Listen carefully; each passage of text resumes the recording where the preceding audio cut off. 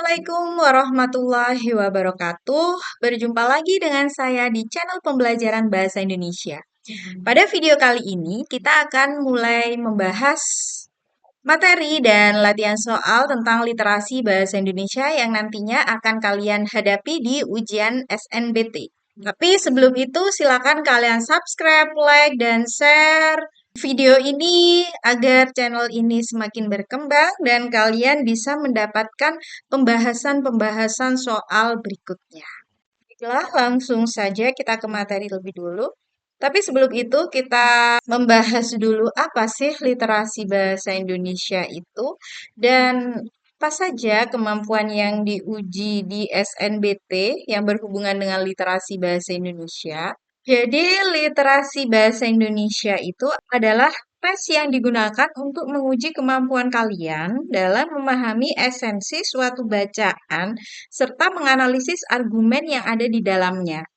Kemudian kemampuan apa saja yang diuji dalam literasi bahasa Indonesia dalam SNBT? Di situ ada aspek gagasan utama, jadi topik utama yang dibahas penulis dalam suatu teks. Kemudian ada simpulan teks, jadi kesimpulan logis dari teks yang ditampilkan. Kemudian ada sikap penulis, jadi bagaimana pandangan penulis itu terhadap isu yang ditampilkan dalam eh, teks tersebut. Kemudian makna kata atau kalimat. Jadi makna kata atau apa makna kata resilis? Jadi makna kata atau kalimat, makna kata yang terdapat dalam sebuah teks ya. Jadi seperti kemarin di TKA, kalian diminta untuk menentukan makna kata serapan. Nah, itu jadi hampir sama seperti itu. Kemudian kohesi dan koherensi. Kohesi dan koherensi itu adalah hubungan antar paragraf yang terdapat dalam teks.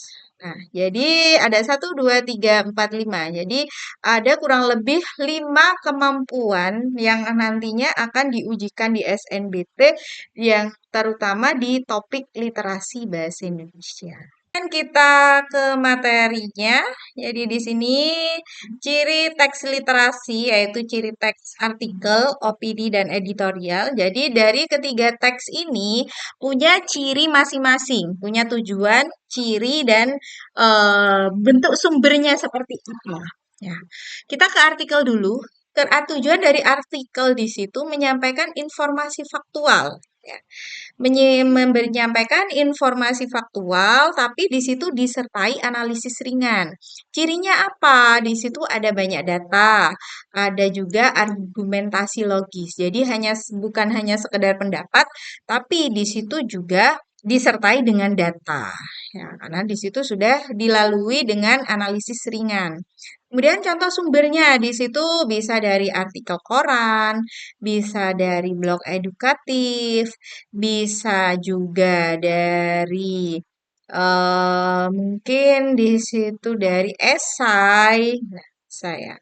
Kemudian kalau opini di situ mengungkapkan pandangan pribadi terhadap isu tertentu. Sifatnya di sini karena di situ merupakan pandangan pribadi, berarti sifatnya subjektif, memakai kata sikap, yaitu ada sebaiknya, ada menurut saya. Nah, itu letaknya ada di kolom opini di dalam surat kabar. Jadi dalam surat kabar itu biasanya ada kolom sendiri, ada tempat sendiri yang itu isinya tentang opini. Dan opini ini penulisnya itu adalah orang-orang yang ahli dalam bidang tersebut. Jadi umpamanya di situ permasalahannya tentang masalah pendidikan. Jadi di situ yang menulis opini di situ adalah orang-orang yang berkecimpung dalam dunia pendidikan, bisa dosen, bisa guru, atau praktisi pendidikan yang lain. Itu opini. Kemudian apa bedanya dengan editorial? Kalau editorial ini adalah sikap resmi media, ya. Sikap resmi media terhadap isu aktual.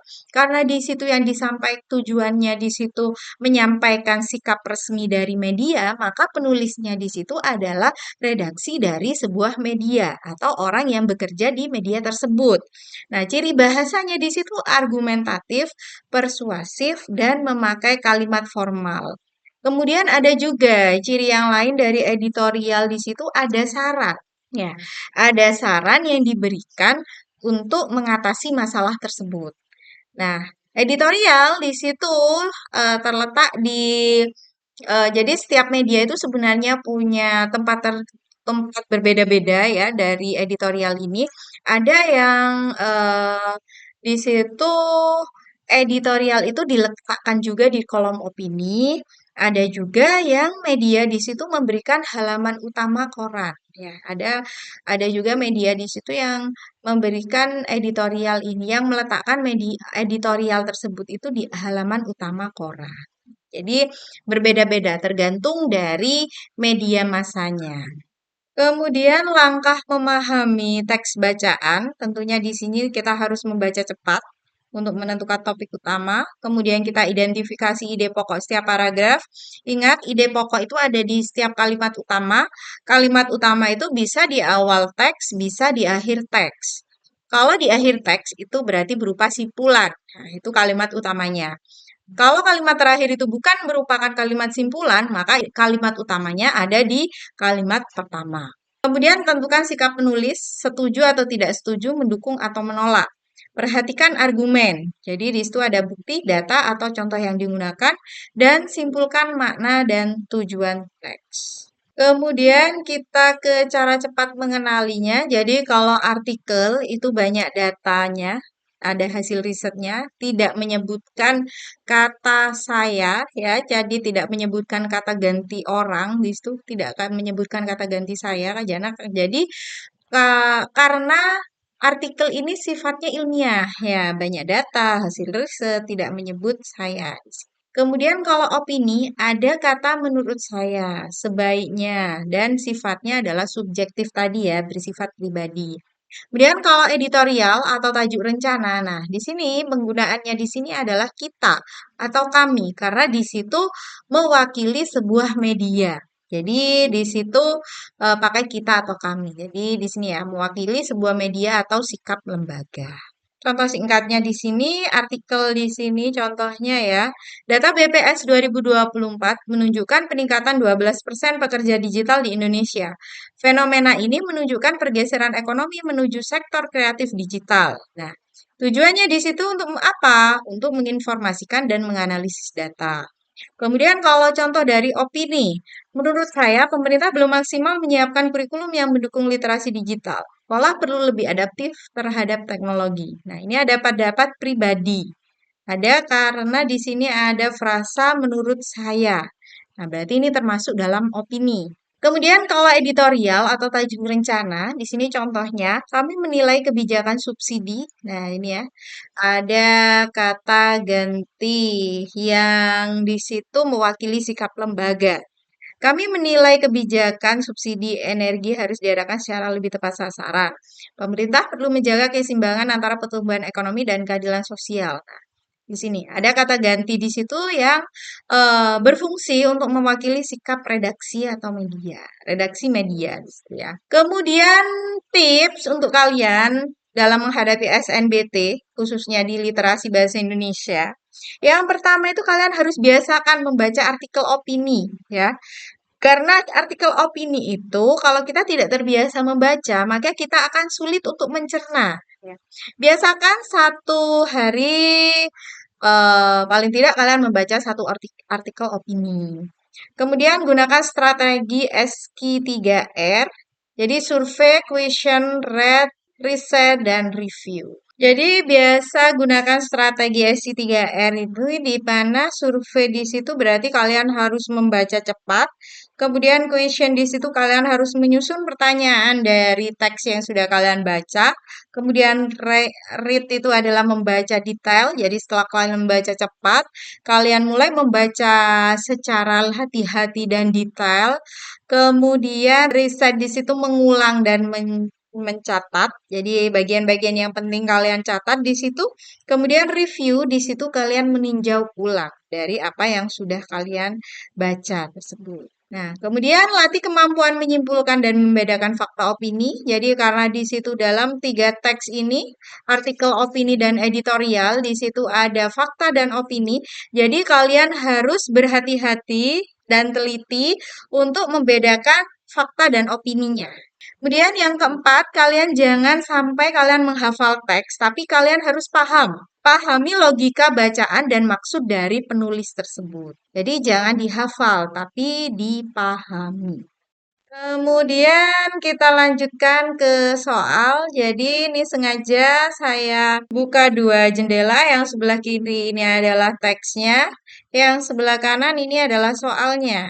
Ya, sengaja agar kalian tidak perlu men-scroll ke atas ke bawah. Jadi saya buka dua jendela.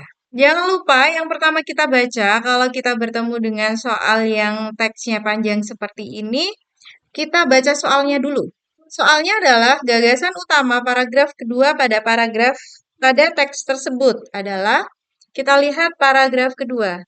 Suatu penelitian menemukan bahwa 89% sumber air dan 67% air minum rumah tangga. Jadi soalnya di sini adalah gagasan utama paragraf kedua pada teks tersebut adalah kita lihat paragraf kedua, suatu penelitian menemukan bahwa 89% sumber air dan 67% air minum rumah tangga di suatu daerah terkontaminasi oleh bakteri tinja. Dari penelitian itu, dapat diketahui bahwa kualitas air di daerah tersebut tergolong buruk. Sebenarnya, membangun jamban dan mengelola kotoran tinja dengan aman adalah kunci untuk menjaga keluarga agar tetap sehat. Namun, sebagian orang masih berkutat dengan kesenjangan sosial ekonomi yang signifikan sehingga kesulitan memperoleh akses sanitasi. Jadi, kualitas air yang buruk tidak terlepas dari kondisi sosial ekonomi. Yang di sini yang ditanyakan adalah gagasan utama, ya. Gagasan utama pada paragraf kedua. Gagasan utama itu termuat dalam kalimat utama. Gagasan utama itu disebut juga dengan gagasan pokok atau gagasan inti. Nah, gagasan utama itu diambil dari inti kalimat utama.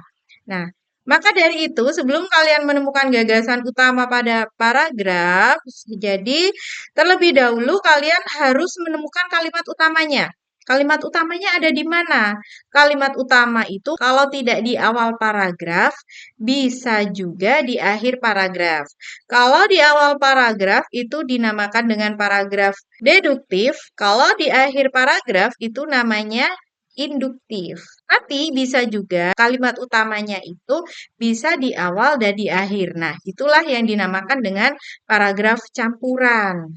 Kita lihat di paragraf kedua di sini. Di situ di kalimat terakhir ada kata ini. Ada kata jadi. Oke. Ada kata jadi. Nah, jadi di situ merupakan apa? Nah, jadi di sini itu merupakan konjungsi yang menunjukkan kalau kalimat tersebut ini adalah simpulan. Maka di kalimat terakhir ini berupa simpulan, maka kalimat utamanya di situ adalah adalah di kalimat terakhir. Jadi kalimat utamanya ini adalah ini. Jadi kualitas air yang buruk tidak terlepas dari kondisi sosial ekonomi. Ini adalah kalimat utamanya. Berarti gagasan utamanya apa? Kalau yang A, pengaruh kondisi sosial ekonomi terhadap kualitas air. Tepat apa tidak? Kita simpan dulu ya. Kemudian kesenjangan dalam memperoleh akses sanitasi, ini tidak karena tidak sesuai dengan kalimat utamanya. Kemudian yang C, kontaminasi air minum rumah tangga oleh bakteri tinja, ini juga tidak. Memang ada dalam paragraf 2 ini, tapi ini bukan gagasan utamanya. Kemudian yang D, sanitasi sebagai prioritas utama dalam meningkatkan kesehatan. Ini juga tidak, karena kalimat utamanya adalah ini. Yang E, kunci untuk menjaga kesehatan keluarga. Ini juga tidak. Berarti jawabannya di situ adalah yang A, yang sesuai dengan kalimat utama ini. Inti dari kalimat utama. Itu ya, jadi gagasan utama itu adalah inti dari kalimat utama. Jadi kalau kita mencari gagasan utama, maka kita harus tahu dulu kalimat utamanya yang bagian mana. Kemudian kita ke soal berikutnya. Pertanyaannya adalah, kita lihat ide pokok pada paragraf keempat. Kita lihat paragraf keempat di sini adalah, kenaikan harga tiket pesawat juga menjadi kontributor yang signifikan terhadap angka inflasi Maret 2019. Tarif angkutan udara menyumbang angka inflasi sebesar 0,04% dari inflasi keseluruhan yang berjumlah 0,11% pada Maret 2019.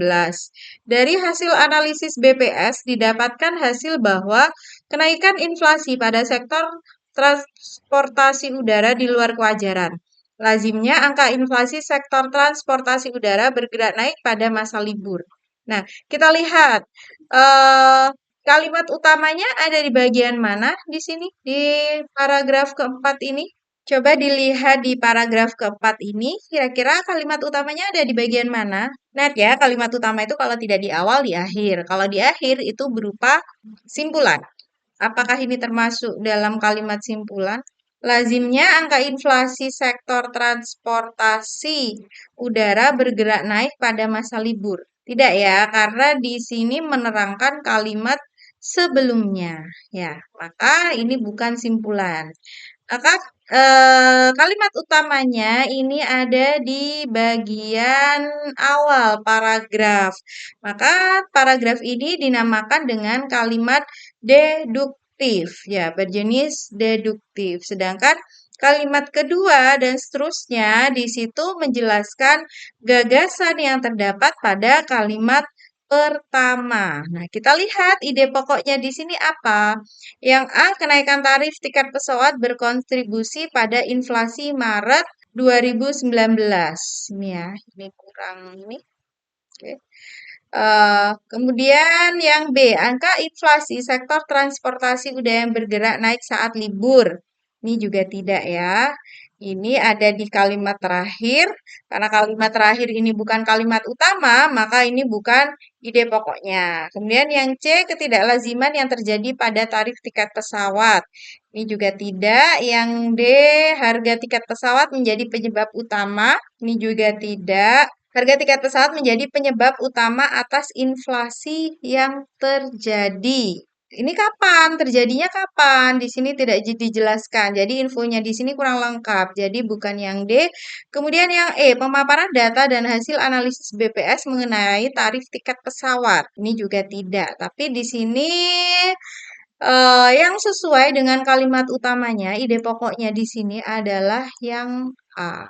Jadi jawaban untuk soal nomor berikutnya ini adalah yang A. Kemudian kita ke soal berikutnya. Pertanyaannya adalah bagaimana bentuk bersinergi dengan alam dalam konteks rehabilitasi lahan menurut teks tersebut. Baik, kita baca teksnya. Permasalahan tambang di Indonesia terjadi karena tidak mampuan industri dalam mengembalikan kondisi lahan seperti semula. Aktivitas tambang terbuka ini selalu melahirkan bahan galian, mengubah lanskap dan topografi, dan meninggalkan lubang-lubang yang memiskinkan mikroorganisme. Mutu tanah pun menurun drastis karena lapisan tanah paling atas dan humus hilang. Tantangan untuk merestorasi lahan pasca tambang pun semakin berat karena pemegang izin lalai menerapkan prosedur operasional berkelanjutan. Meskipun alam bisa menyembuhkan dirinya sendiri, suksesi primer membutuhkan waktu yang lama. Maka rehabilitasi perlu dilakukan untuk mempercepat suksesi tersebut. Strategi pemulihan lahan dapat dilakukan melalui perbaikan kualitas tanah. Persiapan iklim mikro dilakukan untuk meningkatkan biomasa di area tersebut. Langkah pertama yang dapat dilakukan adalah penanaman cover crop dan buah-buahan. Penanaman ini bertujuan mengundang burung dan kelelawar sebagai perantara penyerbukan di area lahan. Selain itu, bersinergi dengan alam melalui pemanfaatan genetik resource atau sumber daya lokal juga membantu rehabilitasi. Biasanya di sekitar lahan terdegradasi banyak material yang bisa dipakai, seperti kayu-kayu hasil clearing. Materi ini dapat diolah menjadi pupuk organik untuk pertumbuhan tanaman atau penutup tanah mulsa untuk menyuburkan, menjaga kelembapan tanah, dan mencegah erosi. Nah, bersinergi dengan alam itu terdapat di bagian ini ya, yang ditanyakan. Ya, bagaimana bentuk bersinergi dengan alam dalam konteks rehabilitasi lahan menurut teks tersebut? Jadi kalian harus membaca dengan cermat. Jadi kemudian di situ kalian harus menyatukan berbagai informasi yang ada dalam teks ini.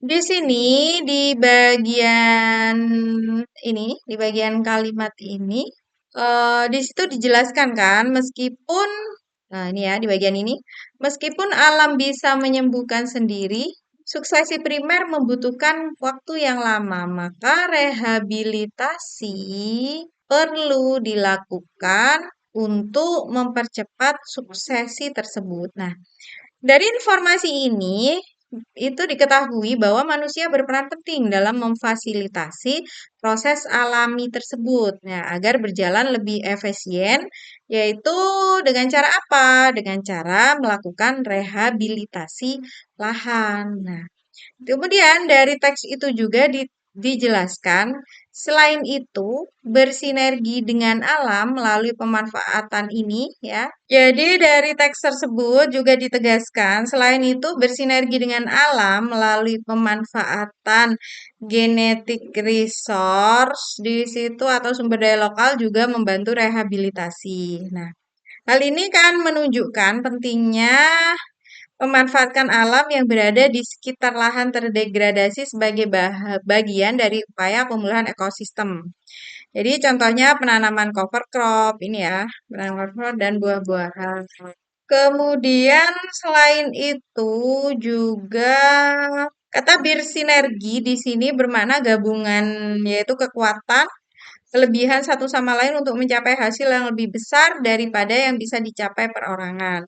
Nah, dengan demikian, di situ kita lihat pilihan jawabannya. Yang A, memanfaatkan interaksi alam antara tanaman, hewan, dan lingkungan fisik untuk mencapai tujuan rehabilitasi lahan. Apakah ini jawabannya? Coba kita cek dulu yang lain ya. Yang B, memanfaatkan teknologi rekayasa genetika.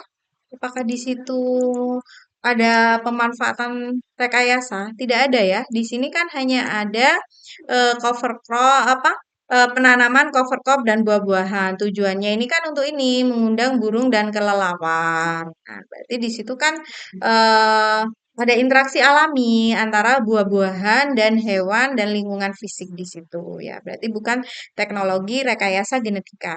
Kemudian yang C, membuat cagar alam di lokasi terkait, ini juga tidak ya, karena di situ bukan membuat cagar alam, tapi menanam buah-buahan. Dan yang D, mengakui bahwa manusia adalah bagian dari alam yang bertugas untuk menjaga keseimbangan ekosistem. Buat apa kalau hanya mengakui tapi tidak ada langkah di situ ya. Jadi di situ yang D juga tidak. Yang E, menolak menggunakan bahan-bahan kimia secara berlebihan. Tidak ya, tidak dijelaskan di situ di dalam teks. Jadi jawabannya di situ adalah yang kemudian kita ke teks berikutnya. Hubungan paragraf ke-1 dan ke-2 di sini adalah kita baca dulu. Permasalahan tambang di Indonesia terjadi karena ketidakmampuan industri dalam mengembalikan kondisi lahan seperti semula. Aktivitas tambang terbuka ini selalu melahirkan bahan galian, mengubah lanskap dan topografi, dan meninggalkan lubang-lubang yang memiskinkan mikroorganisme. Mutu tanah pun menurun drastis karena lapisan tanah paling atas dan humus hilang. Tantangan untuk merestorasi lahan pasca tambang pun semakin berat karena pemegang izin lalai menerapkan prosedur operasional berkelanjutan. Meskipun alam bisa menyembuhkan dirinya sendiri, suksesi primer membutuhkan waktu yang lama. Maka rehabilitasi perlu dilakukan untuk mempercepat suksesi tersebut. Jadi, kalau kalian ditanyakan, di sini adalah hubungan paragraf, hubungan antar paragraf, berarti di situ kalian harus membaca keseluruhan teks ini dengan cermat untuk memahami keterkaitan gagasan antar paragraf. Nah, hubungan antar paragraf itu apa sih? Hubungan antar paragraf itu adalah kesinambungan gagasan ya. Kesinambungan gagasan tiap-tiap paragraf yang membentuk kesatuan tema. Ada berapa jenis hubungan paragraf? Di situ ada yang mungkin di video sebelumnya di situ sudah pernah saya bahas ya. Hubungan antar paragraf ini ada yang merinci informasi, ada memberikan contoh, ada menyebabkan sebab akibat, ada menyatakan pertentangan, dan juga ada menambahkan informasi. Kemudian, hubungan antar paragraf itu dapat ditemukan melalui gagasan utama tiap-tiap paragrafnya. Jadi tetap kita harus mencari gagasan tiap paragraf. Jadi kalau di sini ada dua paragraf, berarti kita mencari dua gagasan dari teks ini. Nah, kemudian paragraf pertama di sini menggambarkan apa? Paragraf pertama di sini kan menggambarkan masalah yang diakibatkan oleh aktivitas pertambangan, ya. Dan di situ juga ada kesulitan dalam merestorasi lahan pasca tambang. Ya, jadi mengembalikan kembali lahan di situ setelah ditambang, ya. Kemudian paragraf kedua di situ untuk apa?